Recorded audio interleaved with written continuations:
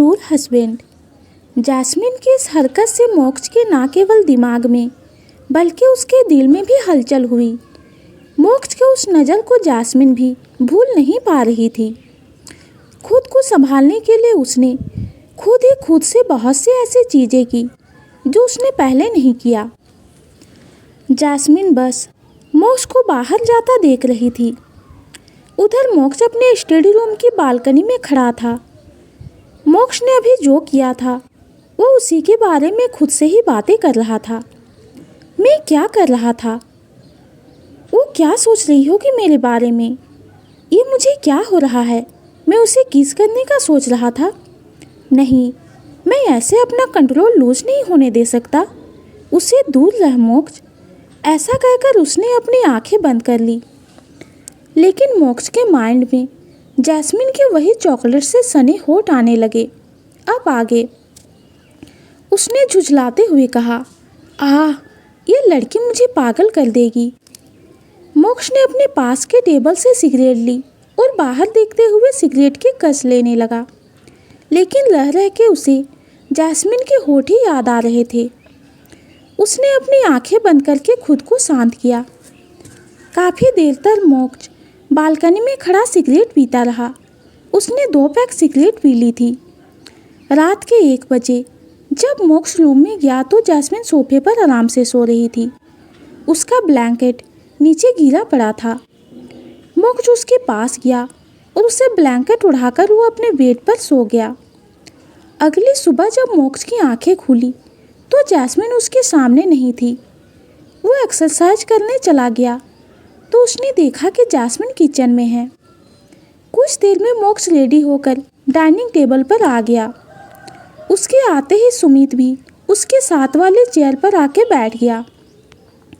मोक्ष ने एक नज़र सुमित को देखा और जैस्मिन को देखने लगा। जैस्मिन पूरे फोकस से ब्रेकफास्ट सर्व कर रही थी। उसने दोनों को ब्रेकफास्ट दिया पर मोक्ष अभी भी जैस्मिन को ही घूर रहा था और सुमित ब्रेकफास्ट कर रहा था। मोक्ष ने जैस्मिन को अपनी आंखें बड़ी करके इशारे से किचन के अंदर जाने को कहा। जैस्मिन भी उसका इशारा समझ गई और किचन में चली गई। पर सुमित काफ़ी शातिर था। उसने उन दोनों को देख लिया था पर उसने अपने फेस से कुछ जाहिर नहीं होने दिया और ब्रेकफास्ट करते हुए मन में ही कहा, अभी तो तूने उसे मेरी नज़रों से दूर किया है, लेकिन बहुत ही जल्द वो मेरे बिस्तर पर होगी। Just wait and watch. Breakfast के बाद सुमित अपने काम के लिए निकल गया। मोक्ष किचन में गया तो उसे जैस्मिन क्रोकरी वॉश करते हुए दिखी। पहले ब्रेकफास्ट कर लो, बाद में ये सब करना, मोक्ष ने जैस्मिन से कहा। मैं ऑफिस जा रहा हूँ। उसकी बात पर जैस्मिन ने हाँ में सिर हिला दिया। मोक्ष भी निकलने लगा पर आज उसका जैस्मिन को छोड़कर जाने का मन नहीं कर रहा था। ऐसा लग रहा था कि वो बस उसके पास ही रहे। लेकिन अगले ही पल उसने अपने सिर को झटका और ऑफिस के लिए निकल गया। उसने विवेक को फ़ोन किया और कुछ बॉडीगार्ड को अपने विला में भेजने के लिए कहा। मोक्ष यहाँ अकेले रहता था और ये विला शहर से बाहर काफ़ी दूर जंगल वाले एरिया में था। यहाँ मोक्ष को ज़्यादा सिक्योरिटी की ज़रूरत नहीं पड़ती थी। लेकिन अब मोक्ष को सुमित पर शक होने लगा था।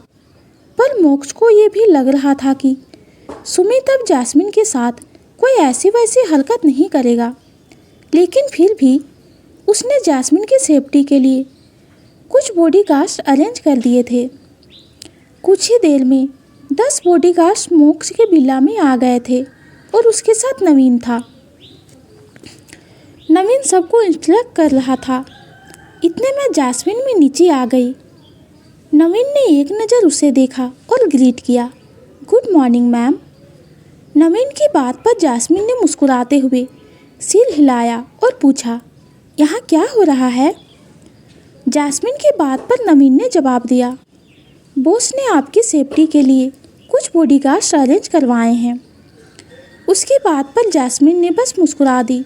नवीन ने सबको इंस्ट्रक्ट करके सोफे पर सिर टिका के बैठ गया और अपनी आंखें बंद कर ली।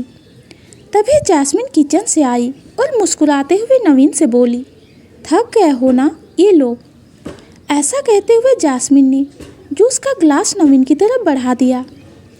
जास्मिन की आवाज़ सुनकर तुरंत नवीन ने अपनी आंखें खोल के उसे देखने लगा। मैम, आपने तकलीफ़ क्यों की? मैं ठीक हूँ। इसमें तकलीफ़ कैसी? ऐसा कहकर जास्मिन मुस्कुराते हुए वहीं सोफे पर बैठ गई। नवीन जूस पीते हुए मन में सोचने लगा, एक मेरा बॉस है और एक उनकी वाइफ है। कितना स्वीट बिहेवियर है इनका, बिल्कुल एंजल जैसी है।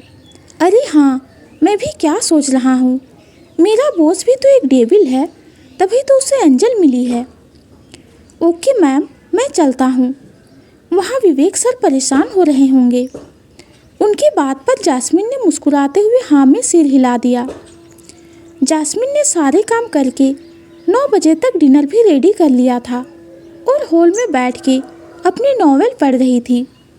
तभी सुमित आया और उसने जास्मिन को बैठा देखा तो उसके फेस पर एक सातिर मुस्कान आ गई।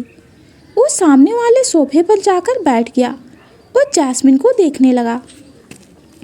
क्या मुझे एक कॉफ़ी मिलेगी? सुमित की बात पर जास्मिन उठी और किचन में चली गई। जास्मिन के चाहते ही सुमित ने कुछ फिल्स निकाली और पास में पड़े जास्मिन के गिलास में डाल दी और डेविल स्माइल करने लगा। कुछ ही देर में जास्मिन सुमित के लिए कॉफ़ी लेकर आ गई। उसने उसे कॉफ़ी दी तो सुमित बाहर गार्डन में जाकर कॉफ़ी सिप लेने लगा। जास्मिन ने उसे जब गार्डन में जाते देखा तो वहीं सोफे पर बैठकर अपना जूस पीने लगी। थोड़ी देर में जास्मिन को चक्कर आने लगे। तभी सुमित भी उसके पास आकर बैठ गया और बोला, जास्मिन, तुम ठीक हो? जास्मिन ने उसकी बात पर बस हाँ में सिर हिला दिया और उठकर अपने रूम में जाने लगी। लेकिन उसकी पलकें भारी होने लगी थी और उसका सिर घूम रहा था। उसने खुद से ही कहा, ये मुझे क्या हो रहा है? इतना चक्कर क्यों आ रहा है? ऐसा कहते हुए जास्मिन बेड पर लेट गई। कुछ ही देर में जास्मिन को नींद आ गई। जास्मिन के सोने के 5 मिनट बाद ही सुमित जास्मिन के रूम में आ गया और बेड पर लेटी जास्मिन को देखकर शैतानी हंसी हंसने लगा और उसके करीब जाने लगा। जास्मिन की सांसें बहुत तेज चल रही थी।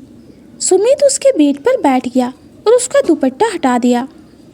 सुमित ने जास्मिन के गालों से होकर उसके गर्दन तक अपनी उंगली फेरते हुए कहा, आज तुम चाहकर भी मुझसे दूर नहीं जा सकती।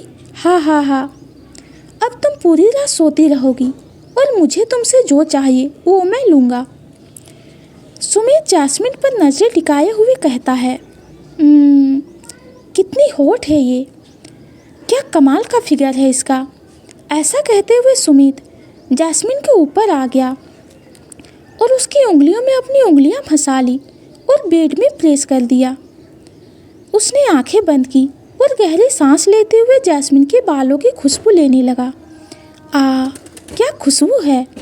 और एक झटके से अपना सिर जास्मिन के गर्दन में डालकर चूमने लगा। तभी उसे महसूस हुआ कि जास्मिन हिल रही है। उसने जब जास्मिन का चेहरा देखा तो जास्मिन बहुत अजीब फेस बना रही थी, जैसे उससे चिढ़ रही हो। जास्मिन नींद में ही बड़बड़ाई, कौन है? हट जाओ। भारी लग रहा है, मैं दब रही हूँ। जास्मिन की बात सुनकर सुमित ने दांत पीसते हुए कहा, नींद में भी पास नहीं आने दे रही है। ऐसा कहते हुए सुमित फिर से जास्मिन के नेक को चूमने लगा। सुमित उसके लेफ्ट साइड की नेक चूम रहा था। जास्मिन ने एकदम से अपनी नेक राइट साइड फेर ली, पर सुमित रुका नहीं और उसकी राइट साइड की नेक को चूमने लगा। उसने कई बार जास्मिन के ईयर लोब को काटा, पर जास्मिन बहुत हिल रही थी। सुमित ने अपनी पकड़ मजबूत की और उसके पैरों पर अपने पैर रगड़ने लगा। जास्मिन के नेक को चूमते हुए वो नीचे की तरफ बढ़ने लगा। उसने अपना फेस ऊपर करके जास्मिन के चेहरे को देखा और एक सातिर मुस्कान के साथ उसके होठों की तरफ बढ़ने लगा। तभी अचानक ही उसको बाहर कार के रुकने की आवाज़ आई। सुमित ने एकदम से बाहर की ओर देखा और शॉक्ड होते हुए बोला, मोक्ष आ गया, पर इतनी जल्दी? सुमित एकदम से जैस्मिन के ऊपर से उठा और उसे घूरते हुए अपने कपड़े ठीक करने लगा। सुमित ने दांत पीसते हुए खुद से कहा, इस कमीने की वजह से आज मुझे प्यासा जाना पड़ रहा है। उसका रत्ती भर भी मन नहीं था जैस्मिन को छोड़ने का, पर अगर मोक्ष ने उसे ऐसे देख लिया तो वो आज उसकी जान ही ले लेगा। उसने जल्दी से जैस्मिन का सूट ठीक किया और उसके रूम से बाहर चला गया। मोक्ष जब विला के अंदर आया तो आज उसे जैस्मिन डाइनिंग टेबल पर नहीं दिखी। ये देखकर उसकी आंखें छोटी हो गई। उसने एक नज़र किचन में देखा तो उसे वहाँ भी कोई नहीं दिखा। वो तेज कदमों से अपने रूम में चला गया। मोक्ष ने जब जैस्मिन को बेसुध सी हालत में देखा तो हैरान रह गया। जैस्मिन का दुपट्टा फर्श पर पड़ा था। इतने दिनों में मोक्ष ने जैस्मिन को कभी इस तरह से सोते नहीं देखा था। जहाँ तक मोक्ष जानता था कि जैस्मिन अपने आप को ढककर ही रखती थी।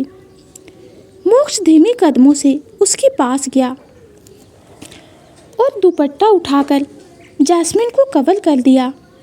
उसने बड़े ही प्यार से जैस्मिन को उठाया, पर जैस्मिन ने आंखें नहीं खोली। मोक्ष ने जैस्मिन को उसके कंधों से हिलाया, लेकिन जैस्मिन नहीं उठी। जैस्मिन, जैस्मिन उठो जैस्मिन, मैंने कहा उठो। देखो तुम मुझे गुस्सा दिला रही हो। मोक्ष के धमकाने का भी जैस्मिन पर कोई असर नहीं हुआ। मोक्ष ने टेबल से पानी लिया और जैस्मिन पर छिड़कने लगा। जैस्मिन ने हल्की से अपनी आंखें झपकाई। उसे मोक्ष धुंधला दिख रहा था। जैस्मिन धीरे से बुदबुदाई, पानी। मोक्ष ने कहा, हाँ उठो, ये लो पानी।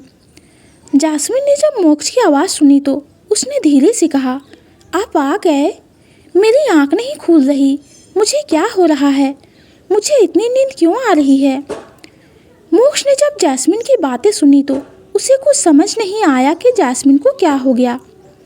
उसका ध्यान तब टूटा जब जैस्मिन ने एक बार और पानी मांगा। मोक्ष ने जैस्मिन को उसके कंधों से उठाया और उसका लेफ्ट कंधा अपने सीने से लगा लिया और अपने एक हाथ को पीछे से उसकी कमर में लपेट दिया।